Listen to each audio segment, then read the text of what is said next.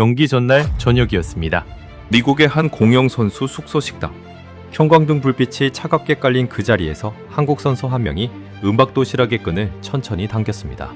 그 순간 치익하는 소리와 함께 하얀 김이 솟아올랐습니다. 차가운 샌드위치를 베어 물던 제 입이 그대로 멈췄습니다. 식당 안에 다른 나라 선수들도 하나둘 그쪽으로 고개를 돌렸습니다.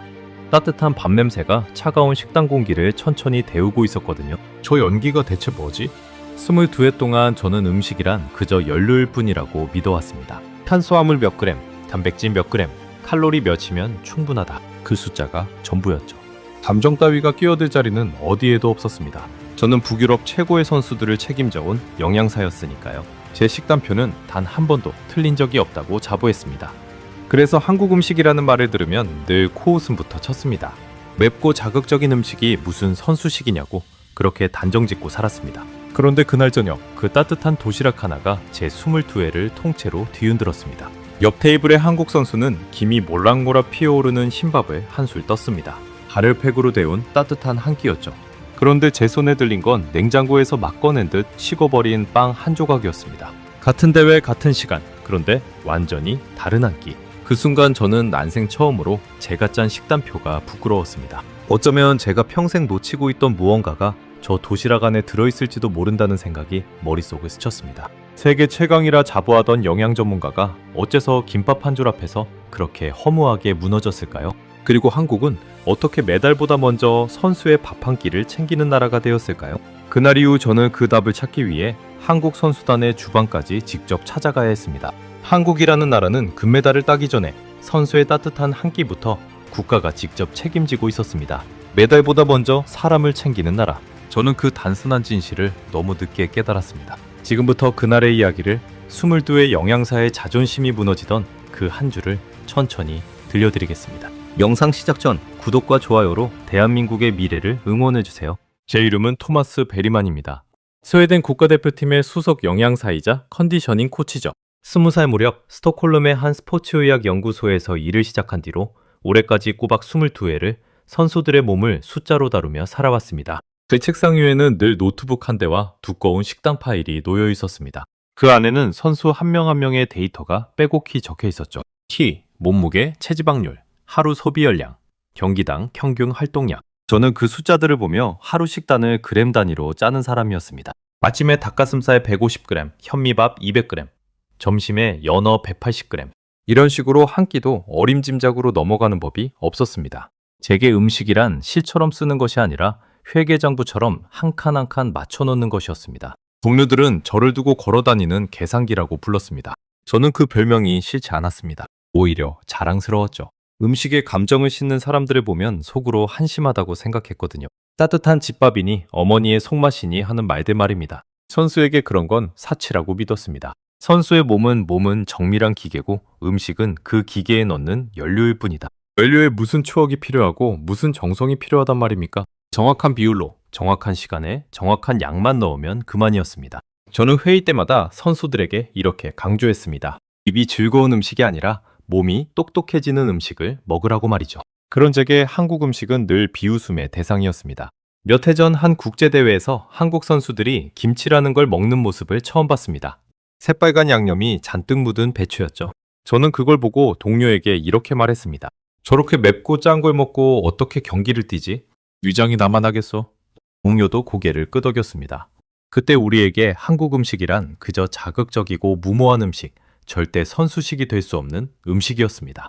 빨간 고춧가루와 마늘 냄새, 그것이 제가 아는 한국 음식의 전부였습니다. 영양학 교과서 어디에도 그런 음식을 권장하는 구절은 없었으니까요. 사실 저는 음식을 먹는 행위 자체에서 큰 기쁨을 느껴본 적이 없었습니다. 어린 시절부터 식사는 그저 정해진 시간에 해치우는 일과였죠. 그래서였을까요? 음식에 의미를 부여하는 사람들을 저는 끝내 이해하지 못했습니다. 밥 한 그릇에 담긴 정성이라느니 한 끼의 위로라느니 하는 말들이 제겐 그저 감상에 젖은 사람들의 이야기로만 들렸습니다.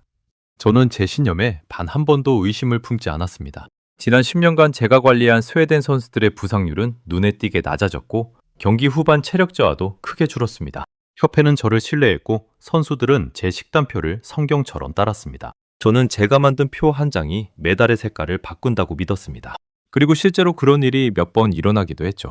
한 선수는 제 식단을 따른 뒤 경기 막판 10분에서 눈에 띄게 강해졌고 또 다른 선수는 만성 피로가 사라졌다며 제 손을 붙잡고 고마워했습니다. 그런 순간마다 제 확신은 더욱 단단해졌습니다. 제 사무실 벽에는 지난 대회들의 사진이 가지런히 걸려 있었습니다. 그 사진 속 선수들은 하나같이 건강한 얼굴로 웃고 있었죠. 저는 매일 아침 그 사진들을 보며 출근했습니다. 그것이 제 자부심의 원천이었습니다. 올해 봄 협회로부터 한 통의 연락을 받았습니다. 여름에 열리는 북중미 월드컵 본선에 대표팀과 함께 동행해달라는 요청이었습니다. 한 달이 넘는 긴 대회, 미국 전역으로 옮겨 다니며 치르는 강행군, 선수들의 컨디션 관리가 승부를 가릴 게 분명한 일정이었습니다. 저는 망설임 없이 수락했습니다. 이런 장기전이야말로 제 능력이 빛을 발하는 무대였으니까요. 짧은 경기라면 누구나 버틸 수 있습니다. 하지만 한 달이 넘는 대장정에서는 결국 매일의 한 끼가 쌓여 선수의 몸을 만들거나 무너뜨립니다. 저는 그 진실을 누구보다 잘 알고 있다고 자부했습니다. 동료 영양사들이 가끔 제게 물었습니다. 토마스, 자네는 선수들이 먹는 즐거움도 좀 생각해줘야 하지 않나? 그러면 저는 늘 똑같이 대답했습니다. 즐거움은 메달을 따고 나서 누리는 거다. 대회 중에는 오직 효율만 있으면 된다. 저는 정말로 그렇게 믿었습니다. 한 끼의 행복보다 한 경기의 승리가 비교할 수 없이 중요하다고 말이죠. 선수가 식탁 앞에서 미소 짓는 것보다 경기장에서 마지막까지 뛰는 것이 제겐 100배 더 값진 일이었습니다. 대회를 앞두고 저는 2달 내내 식단표를 만들었습니다. 미국 각 도시의 숙소 주방시설을 미리 조사하고 현지에서 구할 수 있는 식재료 목록을 정리했습니다. 선수 26명의 개인별 식단을 날짜별로 경기 일정에 맞춰 한 장 한 장 채워 넣었습니다. 경기 사흘 전부터는 탄수화물을 서서히 늘리고 경기 당일 아침에는 소화가 빠른 음식을 배치하고 경기 직후에는 단백질과 수분을 정확한 비율로 공급한다. 제 머릿속에는 한 달간의 모든 끼니가 이미 완성되어 있었습니다. 저는 그 표를 들여다볼 때마다 마치 정교화 설계도를 완성한 건축가가 된 기분이었습니다. 식단을 짜면서 저는 미국 현지의 식재료 가격과 배송 일정까지 일일이 확인했습니다. 어떤 도시에서는 신선한 연어를 구하기 어렵고 어떤 도시에서는 채소값이 2배로 뛴다는 것까지 파악했죠. 저는 그 모든 변수를 표 안에 미리 가둬두었습니다. 빈틈이라고는 없었습니다. 적어도 그때의 저는 그렇게 믿었습니다. 세상에 제가 통제하지 못할 식탁은 없다고 말입니다. 솔직히 말하면 저는 한국 선수단이 같은 대회에 온다는 사실조차 별로 신경 쓰지 않았습니다. 그들이 무엇을 먹든 어떻게 준비하든 제 관심 밖이었죠. 제 머릿속엔 오직 우리 선수들의 식탁만 있었습니다. 다른 나라의 주방 따위는 들여다볼 이유가 없다고 생각했습니다. 그것이 얼마나 오만한 생각이었는지 그때의 저는 짐작조차 하지 못했습니다. 출국 전날 밤 저는 완성된 식단 파일을 손에 들고 한참을 들여다봤습니다. 100페이지가 넘는 두꺼운 파일이었죠. 저는 속으로 이렇게 생각했습니다. 이번 대회도 내 손 안에 있다. 음식만큼은 어떤 나라도 우리를 따라올 수 없다. 그 확신에 가슴이 뿌듯하게 차올랐습니다. 어깨가 절로 펴졌고 그 두꺼운 파일이 마치 한 달간의 승리를 미리 약속하는 보증서처럼 느껴졌습니다. 출국을 앞둔 며칠간 저는 잠을 거의 자지 못했습니다. 머릿속에서 끊임없이 식단표를 점검했거든요. 혹시 빠진 끼니는 없는지, 경기 일정과 어긋나는 부분은 없는지. 새벽까지 노트북 앞에 앉아 표를 들여다보다 보면 어느새 창밖이 환해져 있곤 했습니다. 하지만 피곤하지 않았습니다. 오히려 머릿속이 맑았죠. 완벽을 향해 가고 있다는 확신만큼 사람을 깨어있게 하는 것도 없으니까요. 그때 동료 코치인 마르코 디살보가 제게 다가왔습니다. 이탈리아 출신의 컨디셔닝 코치였죠. 그는 제 파일을 흘끗 보더니 어깨를 으쓱하며 말했습니다. 토마스, 그렇게까지 할 필요 있나? 어차피 선수촌 식당에서 다 알아서 차려줄 텐데. 현지 케이터링 업체가 영양사까지 붙여서 운영한다더군. 저는 가볍게 웃으며 대답했습니다. 마르코, 남이 차려주는 밥을 믿는 순간 우리는 지는 거야. 음식은 통제할 수 있을 때만 무기가 되거든. 그 말을 할 때만 해도 저는 제가 옳다고 철석같이 믿었습니다. 통제, 그것이 제 신앙이었습니다. 모든 변수를 숫자로 붙잡아 두는 것, 우연도, 감정도, 정성도 끼어들 틈 없이 모든 걸 표 안에 가두는 것. 저는 그것이 최고의 영양관리라고 확신했습니다. 마르코는 제 말에 그저 어깨를 한 번 더 으쓱하고는 자기 방으로 돌아갔습니다. 저는 그 뒷모습을 보며 속으로 생각했습니다. 저런 느긋한 친구들은 결국 큰 부대에서 후회하게 되어 있다고 말이죠. 비행기에 오르며 저는 창밖으로 멀어지는 스톡홀름을 바라봤습니다. 한 달 뒤, 저는 더 큰 확신을 안고 이곳으로 돌아올 거라고 생각했습니다. 제 식단표가 또 한 번 선수들의 몸을 지켜낼 거라고. 그렇게 믿어 의심치 않았습니다. 가방 안에는 그 두꺼운 파일이 곱게 들어있었고 저는 그것이 한 달간 저를 지켜줄 든든한 갑옷이라고 여겼습니다. 비행기가 활주로를 박차고 떠오르던 순간 옆자리에 마르코가 잡지를 펼치며 한마디 던졌습니다. 토마스, 한 달간 미국 음식 실컷 먹어보자고. 햄버거랑 스테이크 말이야. 저는 고개를 저으며 대답했습니다. 나는 내 도시락만 챙겨 먹을 거야. 외부 음식은 변수가 너무 많거든. 마르코는 어이없다는 듯 웃었지만 저는 진심이었습니다. 한 달 내내 제가 통제한 음식만 먹겠다는 각오. 그것이 제 직업적 자존심이었습니다. 하지만 그 비행기 안에서 저는 전혀 알지 못했습니다. 제가 도착할 그 낯선 땅에서 평생 비웃어온 한나라의 따뜻한 도시락 하나가 22해 동안 쌓아 올린 제 단단한 신념에 첫 번째 금을 내게 될 줄은 말입니다. 그 금은 처음엔 아주 작은 실금이었지만 결국 제 모든 것을 무너뜨리게 됩니다. 대회가 시작되고 첫 일주일은 모든 것이 제 계획대로 흘러갔습니다. 저는 매일 새벽 5시에 일어나 숙소 주방에서 직접 식재료를 점검했고 제가 준비한 식단표대로 선수들의 끼니를 챙겼습니다. 닭가슴살의 무게를 저울로 재고 채소의 양을 그램 단위로 맞췄죠. 선수들은 익숙한 음식을 먹으며 만족스러워했고 첫 경기에서도 후반까지 체력이 흔들리지 않았습니다. 저는 속으로 역시 내 방식이 옳았다고 흐뭇해했습니다. 하지만 대회 2주차로 접어들면서 균열이 시작됐습니다. 그 균열은 제 식단표에서가 아니라 전혀 예상치 못한 곳에서 찾아왔습니다. 문제는 도시 이동이었습니다. 북중미 월드컵은 미국의 여러 도시를 옮겨 다니며 치러지는 대회였습니다.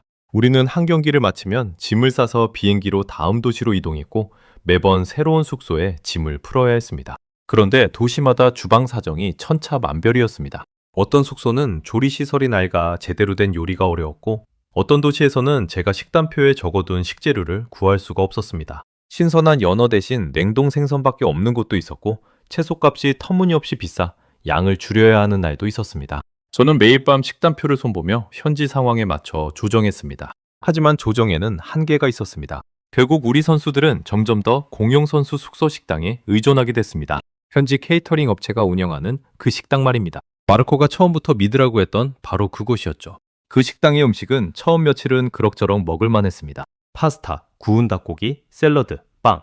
무난한 메뉴들이 매일 나왔습니다. 하지만 문제는 그 무난함이 매일 매 끼니 똑같이 반복된다는 데 있었습니다.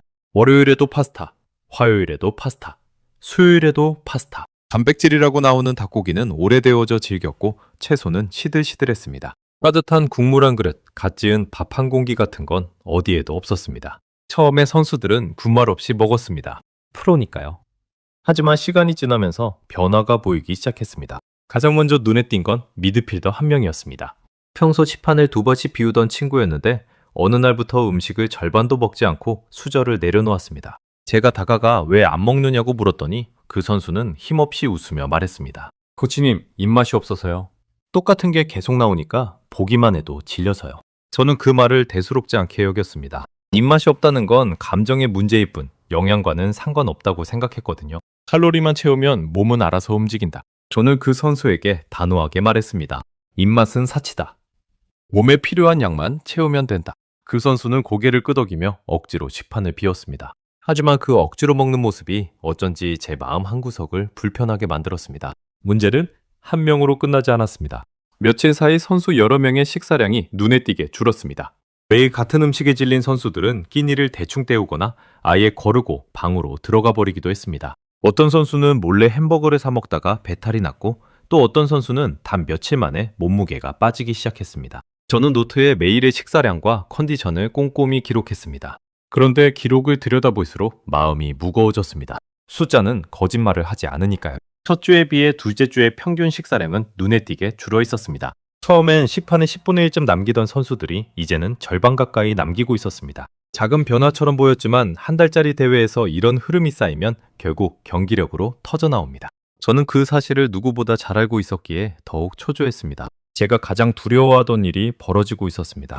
선수의 몸이 흔들리고 있었던 겁니다. 그날 저녁 식당을 둘러보다가 저는 한 가지 사실을 더 알아차렸습니다. 음식이 질려 식판을 비우지 못하는 건 우리 선수들만이 아니었습니다. 옆 테이블의 다른 나라 선수들도 사정은 비슷했습니다. 며칠째 같은 파스타와 마른 빵을 앞에 두고 다들 한숨을 쉬고 있었죠. 식당 전체에 묘한 무기력이 깔려 있었습니다. 포크로 음식을 깨작거리는 소리, 의자 끄는 소리, 그리고 누구도 입에 올리지 않지만 모두가 느끼고 있는 한 가지, 따뜻한 집밥이 그립다는 마음 말입니다. 운동선수들에게 한 달은 결코 짧고 짧지 않은 시간이었습니다. 저는 매일 밤 선수들의 체중과 컨디션 데이터를 들여다봤습니다. 숫자가 조금씩 어긋나기 시작했습니다. 몇몇 선수의 체지방률이 미세하게 변했고 회복 속도를 나타내는 수치도 평소보다 느려졌습니다. 처음엔 일시적인 현상이라고 스스로를 다독였습니다. 하지만 그 어긋남은 멈추지 않았습니다. 어느 날 저녁, 저는 식당 구석에 앉아 제 식단 파일을 펼쳤습니다. 100페이지가 넘는 그 두꺼운 파일. 출국 전 제가 그토록 자랑스러워하던 갑옷 같은 그 파일이 그날따라 무겁고 무력하게만 느껴졌습니다. 종이 위의 숫자들은 완벽했습니다. 탄수화물, 단백질, 지방의 비율은 흠잡을 데 없었죠. 그런데 정작 그 음식을 먹어야 할 선수들이 식탁 앞에서 등을 돌리고 있었습니다. 저는 그제야 어렴풋이 깨닫기 시작했습니다. 제 식단표에는 한 가지가 빠져 있었습니다. 바로 사람의 입맛, 사람의 마음이었습니다. 저는 음식을 숫자로만 봤지 그 음식을 먹는 사람의 기분은 단 한 번도 식단표에 넣은 적이 없었습니다. 아무리 완벽한 영양 비율이라도 선수가 먹지 않으면 그 한 끼는 0이 됩니다. 제가 22회 동안 한 번도 진지하게 생각해 본 적 없는 단순한 진실이었습니다. 저는 그동안 입맛이라는 걸 영양학의 적이라고 여겨왔습니다. 입맛에 휘둘리면 정크푸드를 찾게 되고 그러면 몸이 망가진다고요.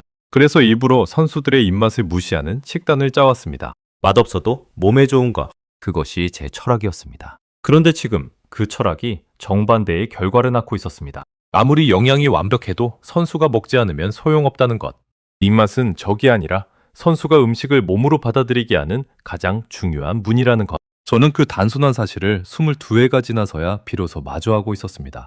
마르코가 제 옆에 앉으며 한숨을 내쉬었습니다. 토마스, 우리 선수들 상태가 영 안 좋아. 이러다 토너먼트 들어가면 큰일이겠어. 저는 아무 말도 하지 못했습니다.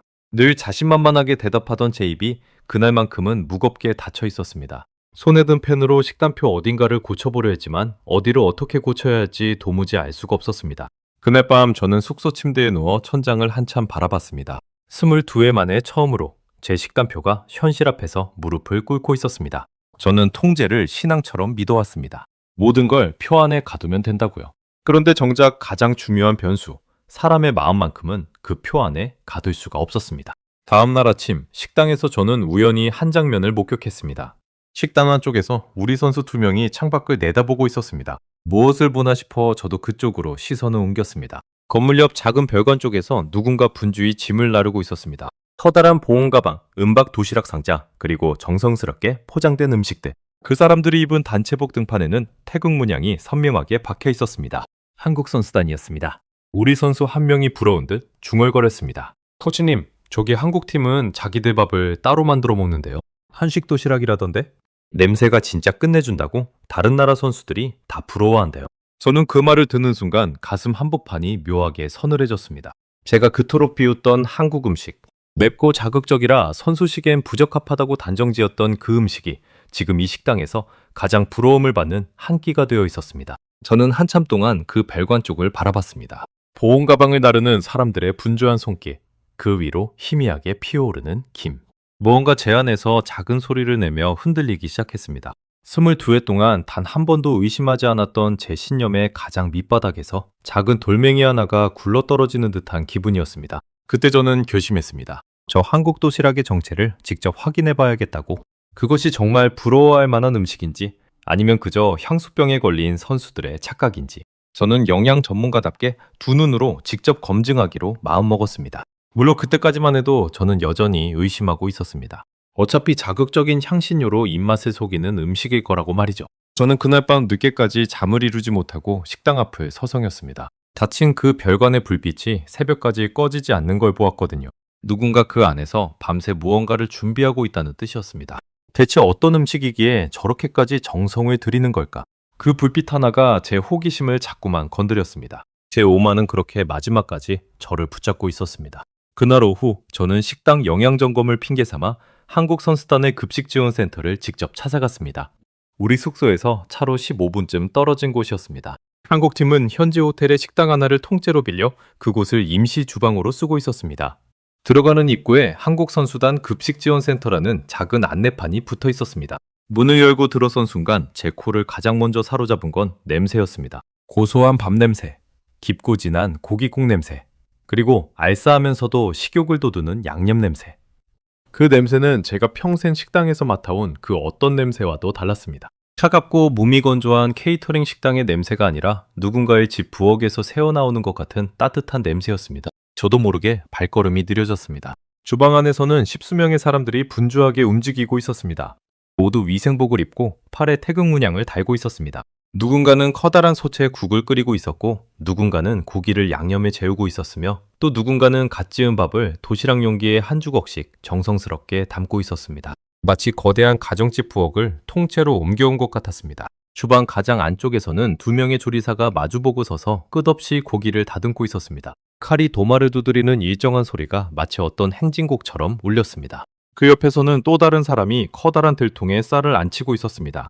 그 모든 움직임에는 분더더기가 없었습니다. 마치 수십 번 손발을 맞춰본 사람들처럼 누가 지시하지 않아도 각자 자기 자리를 정확히 알고 움직이고 있었습니다. 저는 그 광경을 한참 동안 멍하니 바라봤습니다. 이건 그냥 밥을 짓는 게 아니라 잘 훈련된 한 팀이 작전을 수행하는 것에 가까웠습니다. 그곳에서 한 영양사가 저를 맞아주었습니다. 박서윤이라는 이름의 영양사였습니다. 한국 국가대표 선수촌에서 파견 나온 분이라고 자신을 소개했습니다.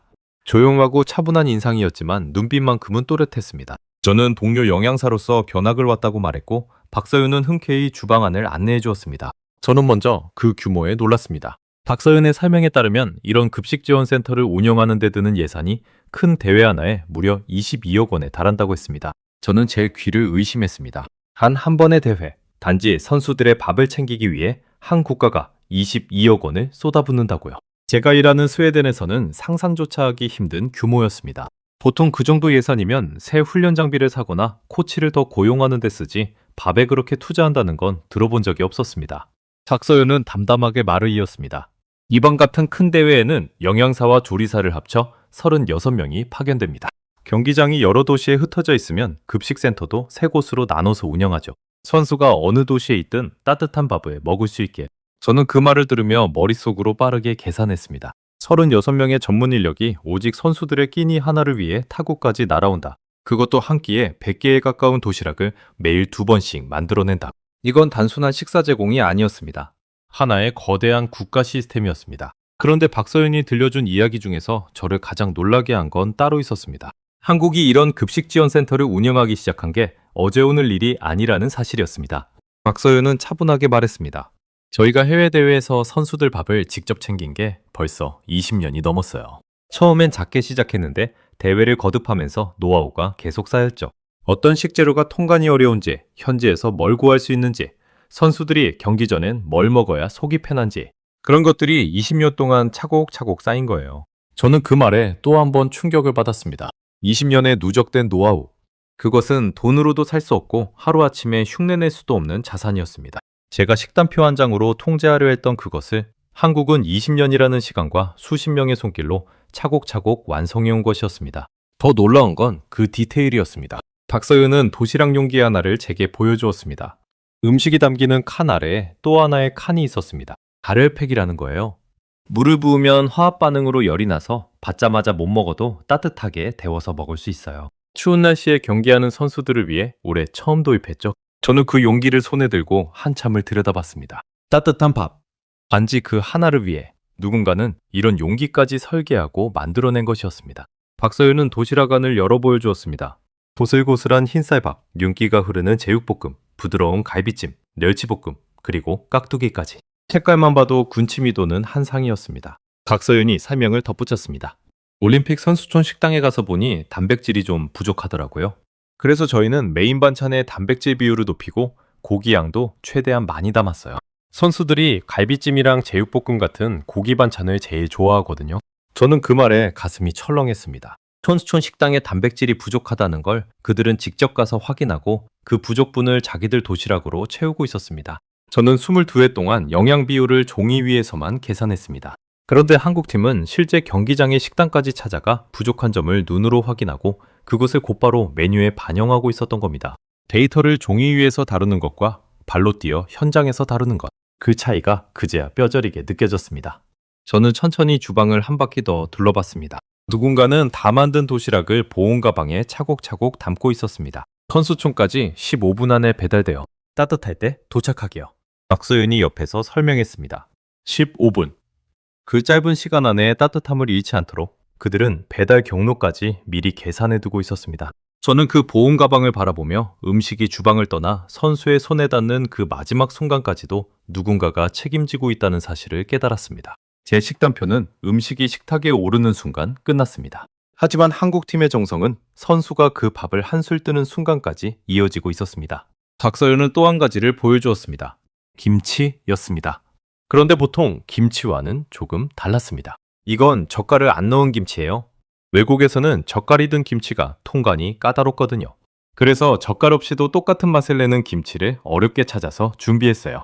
저는 그 세심함에 또 한 번 말문이 막혔습니다. 통관 규정까지 고려해서 김치 종류를 바꾼다. 이 정도면 집착에 가까운 정성이었습니다. 박서윤은 주방 한쪽 벽에 붙은 커다란 종이를 가리켰습니다. 그곳에는 날짜별, 끼니별 메뉴가 빼곡히 적혀 있었습니다. 경기 일정에 맞춰서 메뉴를 다 다르게 짜요. 경기 전날엔 소화가 잘 되고 탄수화물이 충분한 걸로, 경기 직후엔 회복을 돕는 단백질 위주로요. 명절이 끼면 사골국이나 잡채 같은 명절 음식도 준비하고요. 선수들이 타국에서 외롭지 않게요. 저는 그 메뉴표를 보며 묘한 동질감을 느꼈습니다. 제 식단표와 똑같은 원리였으니까요. 경기 전후로 영양을 조절한다는 그 기본은 저와 다르지 않았습니다. 하지만 결정적인 차이가 하나 있었습니다. 제 식단표에는 숫자만 있었지만 이 메뉴표에는 마음이 함께 적혀 있었습니다. 명절에 외롭지 않게. 그 한 줄이 제 식단표에는 평생 단 한 번도 없던 항목이었습니다. 저는 박서윤에게 조심스럽게 물었습니다. 그런데 선수마다 입맛이 다 다를 텐데 그건 어떻게 맞추나요?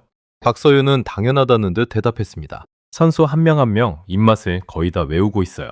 누구는 밥을 많이 달라고 하고, 누구는 반찬을 더 달라고 하고, 누구는 매운 걸 못 먹고, 사전에 신청을 받아서 밥 많이, 밥 적게, 반찬 많이 이런 요청을 다 반영해서 만들어요. 저는 그 말에 입을 다물 수가 없었습니다.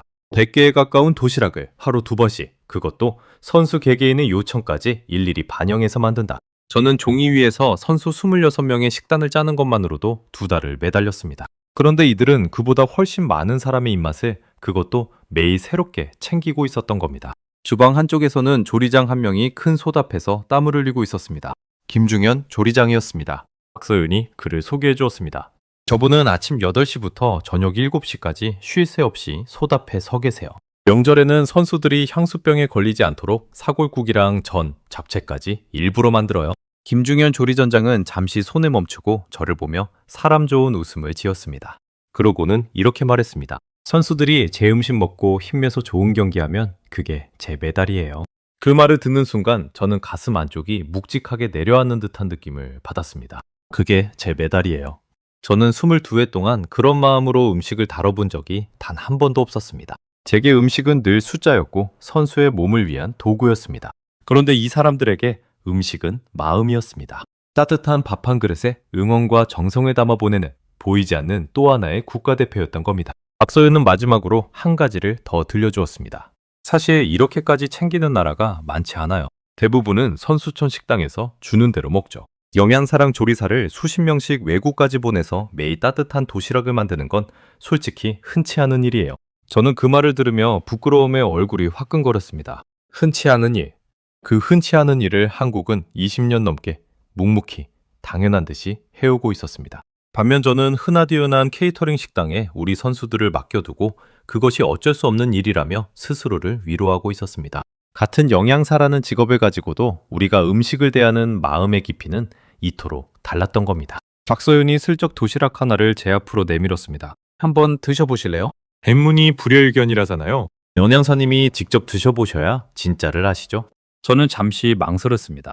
22회 동안 외부 음식은 변수가 많다며 입에 대지 않던 저였습니다. 하지만 그 따뜻한 김이 피어오르는 도시락을 보고 있자니 제 안의 오만이 조금씩 녹아내리는 것 같았습니다. 저는 마지못한 척, 그러나 사실은 떨리는 손으로 젓가락을 들었습니다. 김이 모락모락 나는 흰쌀밥 한 술을 입에 넣었습니다. 그리고 제육볶음 한 점을 함께 씹었습니다.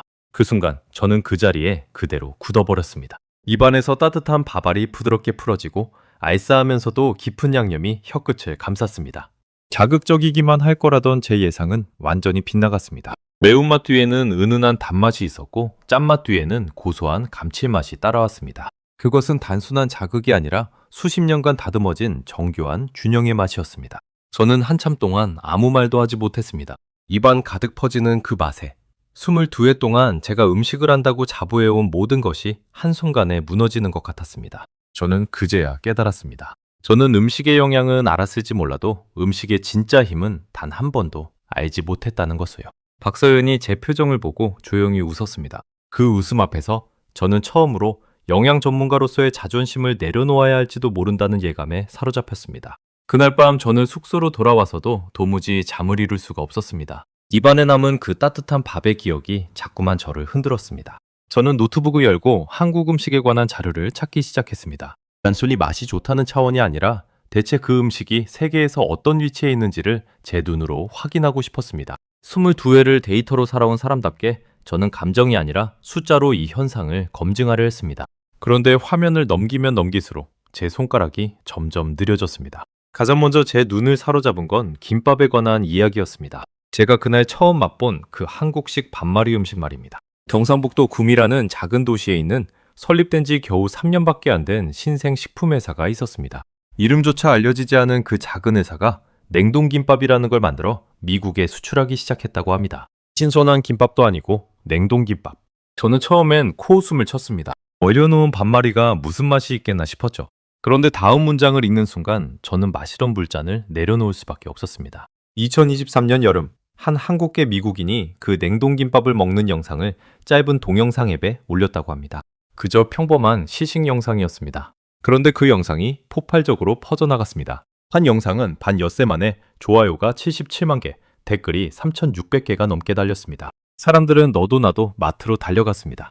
그 결과 미국 전역에 500개가 넘는 매장을 가진 한 대형 유통업체에서 그 냉동김밥이 출시 한 달도 안 돼 전 매장에서 품절되어 버렸습니다. 저는 그 숫자를 다시 한번 천천히 읽어봤습니다. 품절된 양이 무려 250톤. 김밥으로 환산하면 100만 줄에 달하는 양이었습니다.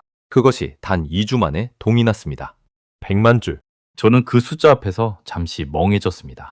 제가 22회 동안 관리한 모든 선수가 평생 먹은 끼니를 다 합쳐도 그 근처에도 가지 못할 양이었습니다. 그 작은 도시의 신생회사가 단 2주 만에 그걸 팔아치운 겁니다.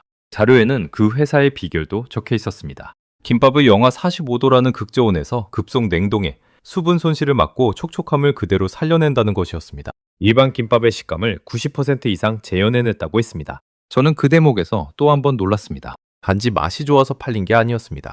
그 뒤에는 음식을 얼리면서도 간 만든 식감을 지키려는 집요할 만큼 정교한 기술이 숨어 있었습니다. 영양만 따지던 제 머릿속에 음식이라는 게 이렇게 과학과 기술의 결정체일 수도 있다는 사실이 새롭게 새겨졌습니다. 손가락 끝이 미세하게 저려오는 것을 느꼈습니다. 이건 우연한 유행이 아니었습니다. 저는 더 깊이 파고들었습니다. 그 열풍이 어떻게 시작됐는지, 어떻게 그렇게 빠르게 번졌는지 알고 싶었거든요. 자료를 읽어보니 단순히 영상 하나로 끝난 게 아니었습니다. 그 짧은 동영상 한 편이 불씨가 되어 미국 전역의 온라인 커뮤니티로 들불처럼 번졌습니다. 사람들은 어느 매장에 김밥이 입고됐는지, 언제 가면 살 수 있는지를 실시간으로 공유했습니다. 어떤 사람은 빈 냉동고 사진을 올리며 또 품절이라고 하소연했고, 어떤 사람은 새로 배달된 김밥 상자를 기다렸다가 한 번에 10개씩 사갔습니다. 그 모습이 또 영상이 되어 퍼졌습니다. 영상 한 편이 수백만 회의 조회수를 만들고, 그 조회수가 전국적인 품절 사태를 만들고, 그 품절 사태가 다시 새로운 영상을 만든다. 저는 그 연쇄작용을 들여다보며 등줄기가 서늘해졌습니다. 이건 누가 의도해서 만든 마케팅이 아니었습니다. 음식 그 자체의 힘이 만들어낸 자연 발생적인 거대한 물결이었습니다. 더 놀라운 건 그 다음이었습니다. 처음엔 그저 한인마트나 한 유통업체에서만 팔리던 김밥이 이제는 미국에서 손꼽히는 대형 유통망으로 줄줄이 들어가고 있었습니다. 회원제로 운영되는 대형 창고형 매장, 2,000개가 넘는 점포를 가진 거대 식료품 체인, 그리고 저가형 대형마트까지. 미국인이라면 누구나 아는 그 큰 유통망들이 앞다투어 한국 김밥을 들여놓고 있었습니다. 그뿐만이 아니었습니다. 또 다른 한국 식품회사는 미국에 진출한 지 단 몇 달 만에 김밥 15만 줄이 넘는 물량을 공급했고, 어떤 회사는 2,000개가 넘는 매장을 가진 거대 유통망에 불고기 김밥을 납품하고 있었습니다. 한 회사가 반짝하고 사라진 게 아니라 여러 한국 회사가 동시다발적으로 미국 시장에 뛰어들어 함께 판을 키우고 있었던 겁니다. 저는 그 자료들을 보며 이것이 한두 사람의 운이 아니라 한 나라 전체의 저력이라는 걸 깨달았습니다. 음식 하나에 이렇게 많은 기업이 이렇게 진심으로 매달리는 나라. 저는 그런 나라를 본 적이 없었습니다. 저는 의자에 등을 기댄 채 한참 동안 천장을 올려다봤습니다. 제가 그날 낮에 비웃을 뻔했던 그 음식이 사실은 이미 세계에서 가장 까다로운 미국 시장을 정복해가고 있었던 겁니다. 그것도 제가 그 사실을 까맣게 모르는 사이에 말입니다. 저는 문득 부끄러워졌습니다. 영양 전문가라는 사람이 세계 음식 시장의 가장 뜨거운 흐름을 단 하나도 모르고 있었습니다. 저는 제 좁은 식단표 안에 갇혀 종이 위의 숫자만 들여다보며 살아왔습니다. 그 사이 바깥 세상에서는 한국 음식이 이렇게 거대한 파도를 일으키고 있었는데 말입니다. 그제야 저는 낮에 본 그 급식 지원센터가 다르게 보이기 시작했습니다. 그것은 그저 선수들 밥을 챙기는 곳이 아니었습니다. 20년 넘게 쌓인 그 노하우, 발열 용기까지 만들어내는 그 집요함, 선수 한 명 한 명의 입맛을 외우는 그 정성, 그 모든 것이 결국 같은 뿌리에서 나온 것이었습니다. 음식을 진심으로 대하는 마음, 한국이라는 나라가 음식을 대하는 그 태도 말입니다. 저는 그 자료들을 보며 한 가지 의문이 들었습니다. 왜 하필 한국 음식이었을까? 세계에는 맛있는 음식이 수도 없이 많은데 어째서 미국 사람들이 한국 음식에 이토록 열광하는 걸까? 한참을 생각한 끝에 저는 어렴풋이 답을 찾았습니다. 한국 음식에는 사람의 손길이 유난히 많이 묻어 있었습니다. 김치 하나를 담그는데도 며칠이 걸리고 사골국 하나를 끓이는데도 꼬박 하루가 걸립니다. 빠르고 간편한 것을 추구하는 세상에서 그 느리고 정성스러운 음식이 오히려 사람들의 마음을 움직인 것이었습니다. 어쩌면 사람들이 진짜 그리워한 건 그 맛이 아니라 그 맛 뒤에 담긴 누군가의 정성이었는지도 모릅니다. 저는 그제야 낮에 박서윤이 한 말을 온전히 이해할 수 있었습니다. 사람한테 필요한 건 단백질 그램만이 아니라던 그 말을요. 선수단의 따뜻한 도시락도 미국을 휩쓴 100만 줄의 김밥도 결국은 하나였습니다. 음식 하나에 그토록 진심인 나라, 그것이 한국이었습니다. 저는 그날 오후 다시 한번 한국급식지원센터를 찾아갔습니다. 이번에는 영양점검이라는 핑계도 되지 않았습니다. 그저 그곳을 더 알고 싶었습니다. 박서윤은 저를 보고 반갑게 웃으며 맞아주었습니다. 저는 솔직하게 털어놓았습니다. 어젯밤에 한국 음식에 대해 밤새 찾아봤다고, 김밥이 미국에서 그렇게 팔리는 줄 몰랐다고, 부끄럽다고요. 박서윤은 잠시 손을 멈추고 저를 바라봤습니다. 그러고는 조용히 말했습니다. 사실 저희도 처음부터 잘했던 건 아니에요. 20년 동안 수없이 실패하고 음식이 식어서 욕도 먹고 식재료를 잘못 가져가서 곤란했던 적도 많았어요. 그런데 포기하지 않았어요. 선수들한테 따뜻한 밥 한 끼 먹이는 게 그렇게 중요하다고 믿었으니까요. 저는 그 말을 들으며 가슴이 뜨거워지는 것을 느꼈습니다. 20년의 노하우라는 게 사실은 20년의 실패와 포기하지 않음이 쌓인 결과였던 겁니다. 박서윤은 주방 한쪽에서 끓고 있는 커다란 국솥을 가리켰습니다. 저기 저 사골국 저거 하나 끓이는데 꼬박 하루가 걸려요. 명절에 선수들이 고향 생각 안 나게 하려고요. 영양 성분만 따지면 그냥 단백질 보충제 하나면 될 텐데 왜 굳이 이렇게까지 하느냐고 물으실 수도 있어요. 그런데요, 영양사님, 선수도 사람이잖아요. 외국에서 한 달 넘게 긴장하면서 경기하는데 그 사람한테 필요한 건 단백질 그램만이 아니에요. 집에서 먹던 그 맛, 엄마가 끓여주던 그 국 한 그릇, 그게 사람을 다시 일으켜 세우거든요. 저는 그 말에 한동안 아무 대답도 할 수 없었습니다. 단백질 그램만이 아니다. 그 한마디가 제 22회를 정확히 꿰뚫고 있었습니다. 저는 평생 그램만 셌습니다. 사람은 세지 못했습니다. 그날 저녁 저는 우리 숙소 식당으로 돌아왔습니다. 늘 그랬듯 차가운 샌드위치와 식어버린 파스타가 식판 위에 놓여 있었습니다. 그런데 그날따라 그 음식들이 너무도 초라해 보였습니다. 저는 식판을 앞에 두고 한참을 가만히 앉아 있었습니다. 같은 시간 차로 15분 거리의 한국팀 선수들은 김이 모락모락 나는 따뜻한 갈비찜과 흰쌀밥을 먹고 있을 것이었습니다. 저는 그 차이가 단순한 음식의 차이가 아니라는 걸 이제 알았습니다. 그것은 선수를 대하는 마음의 차이였고 더 나아가 한 나라가 자기 사람을 대하는 태도의 차이였습니다. 한국은 자기 선수를 그렇게나 귀하게 여겼습니다. 메달을 따기도 전에 우선 따뜻하게 먹이는 것부터 시작했습니다. 저는 그 마음의 무게에 식판을 든 손이 무거워졌습니다. 그때 식당 한쪽에서 우리 선수 몇 명이 모여 수군거리는 소리가 들렸습니다. 가까이 가보니 그들은 휴대폰으로 한국 김밥 영상을 보고 있었습니다. 코치님, 이거 보세요. 미국 사람들이 김밥 사려고 줄을 선대요. 우리도 한 번만 한국 도시락 먹어보면 안 돼요?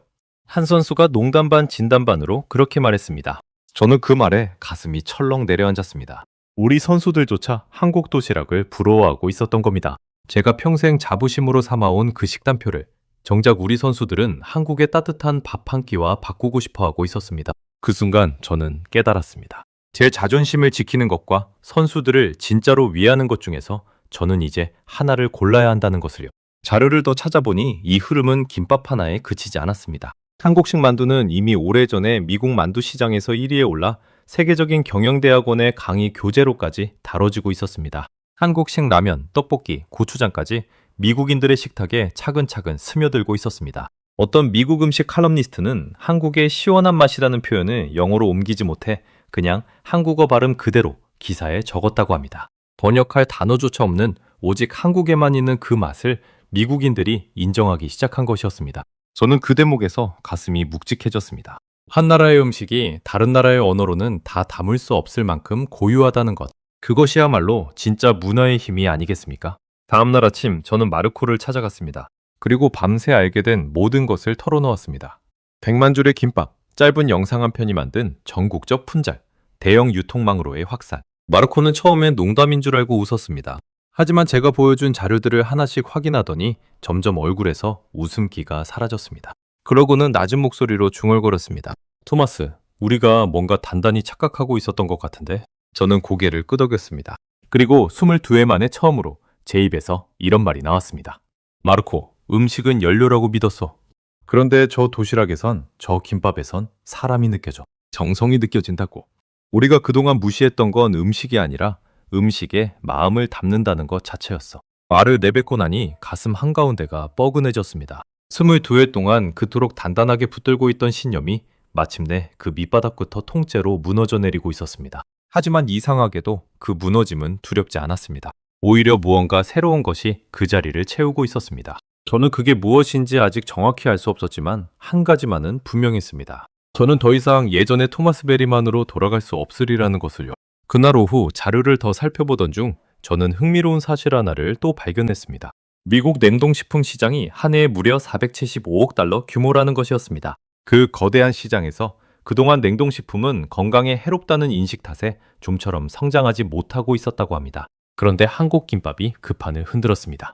단순한 간편식이 아니라 건강하고 정성스러운 프리미엄 음식이라는 새로운 이미지를 만들어낸 겁니다. 한 유통 전문가는 이 김밥을 그저 음식이 아니라 식문화를 파는 전략 품목이라고 표현했습니다. 저는 그 표현 앞에서 한참을 멈췄습니다. 식문화를 판다. 한국은 김밥 한 줄을 팔면서 사실은 한국이라는 나라의 문화와 정성을 함께 팔고 있었던 겁니다. 그것이 미국이라는 가장 까다로운 시장의 마음을 사로잡은 진짜 비결이었습니다. 그날 밤 침대에 누워 저는 오래도록 잠들지 못했습니다. 머릿속에서 낮에 본 숫자들이 자꾸만 맴돌았습니다. 100만 줄, 250톤, 2주, 77만 개의 좋아요. 그 숫자들은 제가 평생 다뤄온 식단표의 숫자와는 전혀 다른 종류의 것이었습니다. 제 숫자들은 차갑고 정확했지만 한국 음식의 숫자들은 뜨겁고 살아있었습니다. 사람의 마음이 움직여서 만들어진 숫자였으니까요. 저는 비로소 인정해야 했습니다. 제가 그토록 신봉해온 데이터의 진짜임은 종이 위의 정확함이 아니라 그 뒤에 사람의 마음이 담겼을 때 비로소 폭발한다는 것을요. 그로부터 사흘 뒤였습니다. 우리 대표팀의 가장 중요한 경기를 하루 앞둔 날이었습니다. 토너먼트 진출이 걸린 그 한판은 선수들에게도 코칭 스태프에게도 엄청난 부담이었습니다. 그런데 하필 그날 우리 선수들의 컨디션은 바닥을 치고 있었습니다. 며칠째 이어진 부실한 식사 탓에 주전 선수 2명은 거의 식음을 전폐하다시피 했고 얼굴에는 핏기가 없었습니다. 저는 그 모습을 보며 마음이 무너졌습니다. 제 식단표는 여전히 완벽했습니다. 하지만 그 완벽한 표가 선수의 입으로 들어가지 못한다면 그건 종이 쪼가리에 불과했습니다. 저는 그제야 제가 무엇을 해야 하는지 알았습니다. 하지만 그 일을 하려면 22회 동안 쌓아온 제 자존심을 송두리째 내려놓아야 했습니다. 그날 저녁 한 선수가 제게 조심스럽게 다가왔습니다. 며칠째 식사를 거의 못한 그 주전 선수였습니다. 그는 망설이다가 입을 열었습니다. 코치님, 정말 죄송한데요. 부탁이 하나 있어요. 저 한국 도시락 딱 한 번만 먹어보면 안 될까요? 내일 경기인데 뭐라도 제대로 먹고 뛰고 싶어서요. 그 말을 듣는 순간 제 가슴 깊은 곳에서 무언가가 쿵 하고 내려앉았습니다. 선수가 코치에게 다른 나라 음식을 먹게 해달라고 부탁하는 것. 그것은 어쩌면 영양 책임자인 제게는 가장 자존심 상하는 순간이었습니다. 제 식단이 부족하다는 걸 선수의 입으로 직접 듣는 것이었으니까요. 하지만 이상하게도 그 순간 저는 화가 나지 않았습니다. 오히려 그 선수의 간절한 눈빛 앞에서 제 안에 남아있던 마지막 오만이 스르르 녹아내렸습니다. 저는 깨달았습니다. 지금 중요한 건 제 자존심이 아니었습니다. 내일 경기에서 이 선수가 제대로 뛸 수 있느냐, 그 한 가지뿐이었습니다. 영양사의 진짜 임무는 식단표를 지키는 게 아니라 선수가 잘 먹게 하는 것이었으니까요. 저는 그 선수의 어깨를 가만히 두드리며 말했습니다. 그래, 알았다. 내가 어떻게든 해볼게. 그 선수의 얼굴에 안도의 빛이 스쳤습니다. 그 작은 표정 하나가 제 22회의 고집보다 훨씬 더 무겁게 다가왔습니다. 그날 밤 저는 한국급식지원센터를 향했습니다. 늦은 시간이었는데도 주방의 불은 환하게 켜져 있었습니다. 김중현 조리장과 조리사들이 다음날 도시락을 준비하느라 여전히 분주하게 움직이고 있었습니다. 저는 문 앞에서 한참을 머뭇거렸습니다. 어떻게 입을 떼야 할지 몰랐거든요. 명색이 영양 전문가가 다른 나라 팀에 우리 선수 밥 좀 나눠달라고 부탁하는 것. 평생 한 번도 해본 적 없는 일이었습니다. 박서윤이 저를 발견하고 다가왔습니다. 무슨 일이세요? 이렇게 늦게? 저는 깊게 숨을 한번 들이쉬었습니다. 그러고는 22회 만에 가장 어려운 말을 꺼냈습니다. 박서윤 영양사님, 정말 염치 없는 부탁인데요. 우리 선수 중에 며칠째 제대로 못 먹은 친구가 있어요. 내일 큰 경기인데 한국 도시락을 한번 먹어보고 싶다고 합니다. 여분이 있으면 딱 한 끼만 나눠주실 수 있을까요? 말을 마치고 나니 얼굴이 화끈거렸습니다. 거절당해도 할 말이 없는 부탁이었습니다. 저는 박서윤의 대답을 기다리며 제 손가락 끝이 차갑게 식어가는 것을 느꼈습니다. 그런데 박서윤은 잠시도 망설이지 않았습니다. 그녀는 환하게 웃으며 이렇게 말했습니다. 당연하죠. 그게 뭐 어려운 일이라고요? 선수가 잘 먹어야 잘 뛰는데 국적이 무슨 상관이에요? 잠깐만 기다리세요. 저는 그 대답에 잠시 멍해졌습니다. 당연하죠. 그 한마디가 어찌나 가볍고도 따뜻하던지요. 저는 거절을 각오하고 갔는데 박서윤에게는 거절이라는 선택지 자체가 없었던 겁니다. 배고픈 선수가 있으면 먹인다. 그게 한국 사람들에게는 너무도 당연한 일이었습니다. 박서윤은 곧 따뜻한 도시락 하나를 정성스럽게 포장해 가져왔습니다. 가려패까지 챙겨서요. 도시락을 제 손에 건네며 그녀가 말했습니다. 내일 경기 잘하라고 전해주세요. 그리고 혹시 그 선수가 더 먹고 싶어하면 언제든 또 오세요. 우리 선수든 다른 나라 선수든 배고픈 사람한테 따뜻한 밥 한 끼 주는 거, 그게 우리가 여기 온 이유 중 하나니까요. 저는 그 도시락을 두 손으로 받아들었습니다. 발열팩에서 전해지는 온기가 제 손바닥을 타고 가슴까지 퍼지는 것 같았습니다. 그 따뜻함은 단순한 음식의 온도가 아니었습니다. 폭경도, 자존심도, 경쟁심도 뛰어넘는 어떤 마음의 온도였습니다.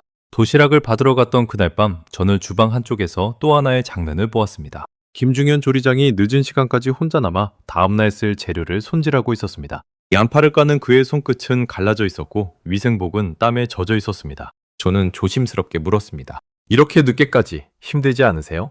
김중현 조리장은 손을 멈추지 않은 채 웃으며 대답했습니다. 힘들죠? 그런데요, 내일 우리 선수들이 이거 먹고 좋은 경기하는 거 생각하면 하나도 안 힘들어요. 저 멀리 한국에서 국민들이 응원하는 만큼 우리는 여기서 음식으로 응원하는 거예요. 저는 그 말을 들으며 한국이라는 나라의 힘이 어디서 나오는지 어렴풋이 알 것 같았습니다. 보이지 않는 곳에서 누가 알아주지 않아도 묵묵히 자기 자리를 지키는 사람들.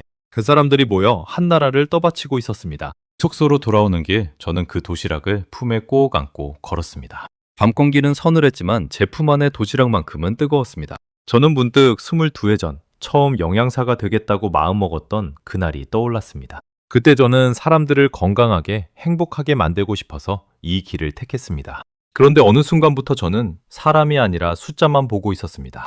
행복이 아니라 효율만 따지고 있었습니다. 박서윤이 건넨 이 따뜻한 도시락 하나가 제가 잊고 있던 그 첫 마음을 다시 일깨워준 것이었습니다. 숙소에 도착해 그 선수에게 도시락을 건넸습니다. 선수는 발열팩에서 김이 오르는 따뜻한 도시락을 받아들고 뚜껑을 열었습니다. 고슬고슬한 흰쌀밥과 윤기 흐르는 갈비찜이 모습을 드러냈습니다. 그 선수는 한술을 떠서 입에 넣더니 눈을 질끈 감았습니다. 그러고는 작은 목소리로 중얼거렸습니다. 코치님, 이거 살 것 같아요. 진짜 살 것 같아요. 그 모습을 보는데 제 눈가가 뜨거워졌습니다. 22회 동안 저는 수많은 선수에게 완벽한 영양을 제공해왔습니다. 하지만 단 한 번도 선수가 음식을 먹으며 살 것 같다고 말하는 걸 들어본 적이 없었습니다. 제 식단표는 몸을 채웠을지언정 마음을 채우지는 못했던 겁니다. 그런데 한국의 도시락 하나가 그 두 가지를 동시에 해내고 있었습니다. 그 선수는 도시락을 다 비우고 나서 깨끗이 닦은 빈 용기를 제게 돌려주었습니다. 코치님, 이거 한국팀에 돌려드릴 때 꼭 고맙다고 전해주세요. 정말 고맙다고요.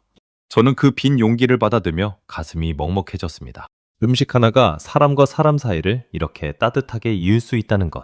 경쟁하는 두 나라의 선수단이 밥 한 끼를 사이에 두고 이렇게 마음을 나눌 수 있다는 것. 저는 그날 비로소 음식의 진짜 의미를 깨달았습니다. 음식은 연료가 아니라 사람과 사람을 잇는 다리였던 겁니다. 경기가 끝난 뒤 저는 그 빈 도시락 용기를 들고 다시 한국 급식 지원 센터를 찾아갔습니다. 박서연에게 용기를 돌려주며 저는 진심을 담아 고개를 숙였습니다. 덕분에 우리 선수가 오늘 정말 잘 뛰었어요. 고맙습니다. 정말로요? 박서윤은 손사래를 치며 웃었습니다. 잘 뛰었다니 저희가 더 기뻐요. 그 한마디에 저는 또 한 번 가슴이 뭉클해졌습니다. 다른 나라 선수가 잘 뛴 것에 자기 일처럼 기뻐하는 그 마음. 그것은 경쟁을 넘어선 사람에 대한 순수한 응원이었습니다. 저는 그제야 알았습니다. 한국 사람들이 음식에 담는 건 영양이 아니라 바로 이런 마음이라는 것을요. 저는 그날 밤 오래도록 잠들지 못한 채 많은 생각을 했습니다. 제가 평생 믿어온 영양학은 틀리지 않았습니다. 탄수화물도 단백질도 칼로리도 모두 중요합니다. 하지만 거기에는 한 가지가 빠져 있었습니다. 그 음식을 먹는 사람을 한 명의 인간으로 바라보는 따뜻한 시선 말입니다. 한국은 그 시선을 음식의 가장 중심에 두고 있었습니다. 그것이 바로 제가 22회 동안 놓치고 있던 마지막 한 조각이었습니다. 그날 이후 저는 매일 밤 잠들기 전에 한 가지 질문을 스스로에게 던졌습니다. 나는 그동안 선수를 숫자로만 봤던 게 아닐까? 그 질문은 아프고 부끄러웠지만 동시에 저를 새로운 사람으로 만들어 주었습니다. 저는 비로소 영양사라는 직업의 진짜 의미를 다시 생각하게 됐습니다. 영양사는 음식을 다루는 사람이 아니라 음식을 통해 사람을 돌보는 사람이라는 것. 그 단순한 진실을 깨닫는데 무려 22회가 걸렸습니다. 며칠 사이 우리 숙소 식당의 분위기도 조금씩 달라졌습니다. 저는 더 이상 차가운 식단표만 고집하지 않았습니다. 현지에서 구할 수 있는 따뜻한 음식을 찾아 나섰고 선수들이 먹고 싶어하는 메뉴에 귀를 기울였습니다. 무엇보다 음식을 건넬 때 그 사람의 표정을 살피기 시작했습니다. 맛있게 먹는지, 입맛에 맞는지, 혹시 기운이 없어 보이지는 않는지 22회 동안 단 한 번도 하지 않았던 일이었습니다. 그러자 신기하게도 선수들이 다시 식탁으로 돌아오기 시작했습니다. 식판에 비우는 선수가 늘었고 얼굴에 핏기가 돌았습니다. 저는 그제야 깨달았습니다. 제 식단표가 바뀐 게 아니라 음식을 대하는 제 마음이 바뀐 것이었습니다. 그리고 선수들은 그 마음의 변화를 누구보다 먼저 알아차렸습니다. 다음 날 그 선수는 경기장에서 펄펄 날았습니다. 며칠째 핏기 없던 얼굴에 생기가 돌았고 후반까지 지칠 줄 모르고 뛰었습니다. 저는 관중석에서 그 모습을 지켜보며 따뜻한 밥 한 끼의 힘을 두 눈으로 똑똑히 확인했습니다. 그건 어떤 영양보충제로도 어떤 완벽한 식단표로도 만들어낼 수 없는 힘이었습니다. 사람의 정성이 담긴 따뜻한 한 끼. 그 안에는 숫자로는 결코 설명할 수 없는 무언가가 분명히 들어있었습니다. 마르코도 옆에서 그 모습을 지켜보고 있었습니다. 그는 한참 동안 아무 말이 없다가 낮은 목소리로 입을 열었습니다. 토마스, 우리가 진짜 바보였어. 선수들 밥을 남의 손에 맡겨놓고 우리 일 다 했다고 착각하고 있었던 거야. 저는 고개를 끄덕였습니다. 마르코의 말이 맞았습니다. 우리는 음식을 외주로 넘긴 게 아니라 선수를 향한 마음 그 자체를 외주로 넘겼던 겁니다. 한국은 그 마음만큼은 절대 남에게 맡기지 않았습니다. 자기 손으로 직접 끓이고, 직접 담고, 직접 따뜻하게 데워서 건넸습니다. 그 차이가 결국 경기장 위에서 선수의 발끝으로 드러나고 있었습니다. 대회가 모두 끝나고 저는 스웨덴으로 돌아왔습니다. 한 달이 넘는 긴 여정이었습니다. 출국할 때만 해도 두꺼운 식단 파일을 갑오처럼 끌어안고 있던 저였습니다. 하지만 돌아오는 비행기 안에서 제 손에 들린 건 그 파일이 아니었습니다. 깨끗이 닦은 빈 도시락 용기 하나였습니다. 박서은에게 작별 인사를 하며 기념으로 하나만 가져가도 되겠냐고 부탁했거든요. 그 따뜻했던 한 끼를 평생 잊지 않으려고요. 귀국 후 저는 협회에 제출할 대회 보고서를 썼습니다.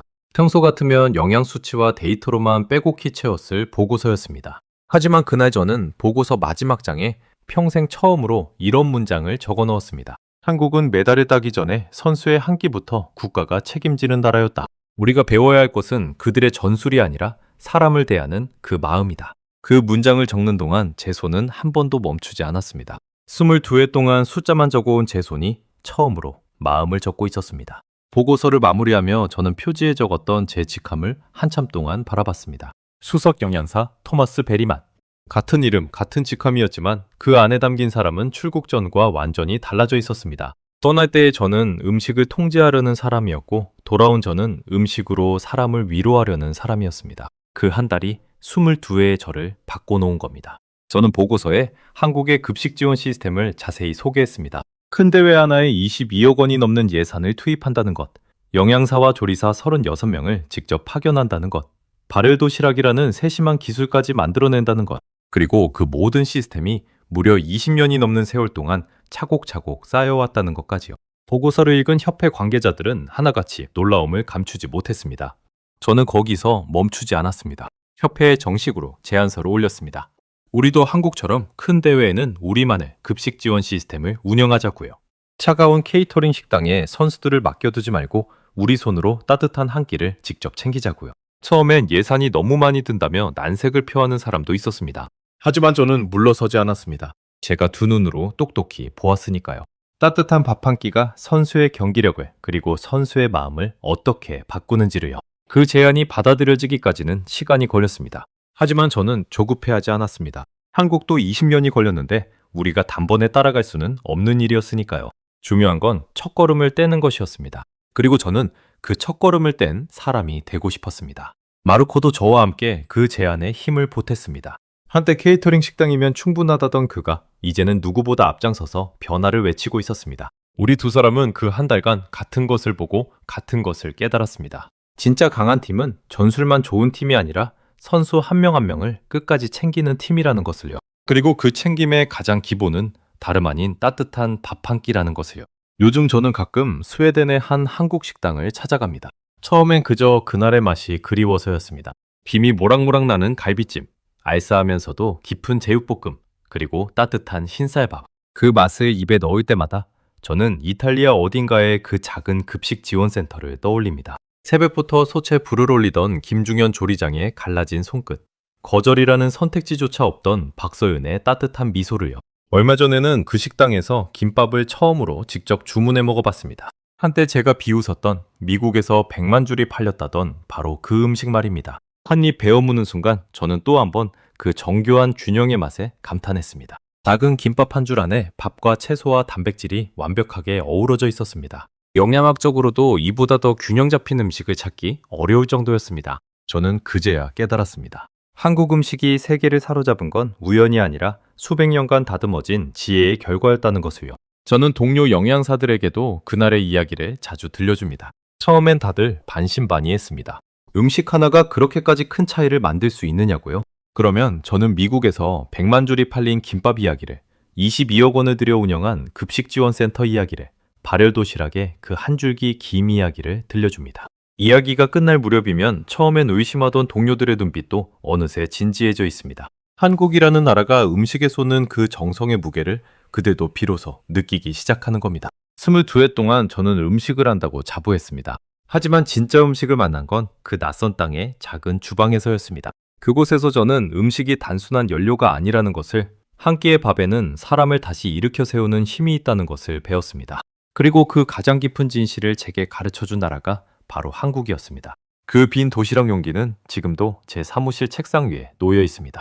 지난 대회들의 선수 사진이 걸려있던 그 벽 바로 앞에요. 동료들은 가끔 왜 빈 도시락을 거기 두냐고 묻습니다. 그러면 저는 웃으며 대답합니다. 저건 제 인생에서 가장 비싼 트로피라고요. 어떤 메달보다도 값진 가르침이 저 작은 용기 안에 담겨 있다고요. 이제 저는 더 이상 걸어다니는 계산기가 아닙니다. 저는 음식을 통해 사람을 돌보는 영양사가 되었습니다.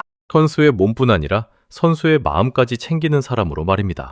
그 변화의 시작에는 차로 15분 거리에서 매일 따뜻한 밥을 짓던 이름 모를 한국 사람들이 있었습니다. 가끔 저는 생각합니다.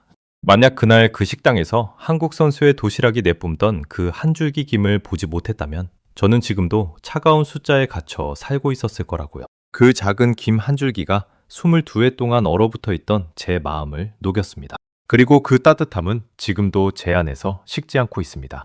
한국이라는 나라는 참 신기한 나라입니다. 거대한 반도체로 세계를 이끌면서도 동시에 선수 한 명의 밥 한 끼를 그토록 정성스럽게 챙깁니다. 가장 크고 빠른 기술을 가졌으면서도 가장 느리고 따뜻한 정성을 잃지 않았습니다. 어쩌면 그 두 가지가 모두 같은 뿌리에서 나온 것인지도 모릅니다. 무엇 하나도 대충 하지 않는 마음, 끝까지 진심을 다하는 마음 말입니다. 저는 오늘도 따뜻한 밥 한 그릇을 앞에 두고 그 마음을 떠올립니다. 그리고 다짐합니다. 저도 제자리에서 누군가의 한 끼에 진심을 담는 사람이 되겠다고요. 언젠가 우리 스웨덴 선수단도 큰 대회에서 따뜻한 우리만의 한 끼를 선수들에게 건넨 날이 올 겁니다. 그날이 오면 저는 조용히 한국 쪽을 향해 마음속으로 인사를 건넨 생각입니다. 당신들이 우리에게 길을 보여주었다고요. 음식이 곧 사람을 향한 마음이라는 그 길을 말입니다. 한국이 제게 가르쳐준 그 따뜻함을 이제는 제가 다른 누군가에게 전할 차례입니다. 저는 다음 시간에도 전 세계를 놀라게 할 대한민국의 이야기로 다시 찾아뵙겠습니다. 감사합니다.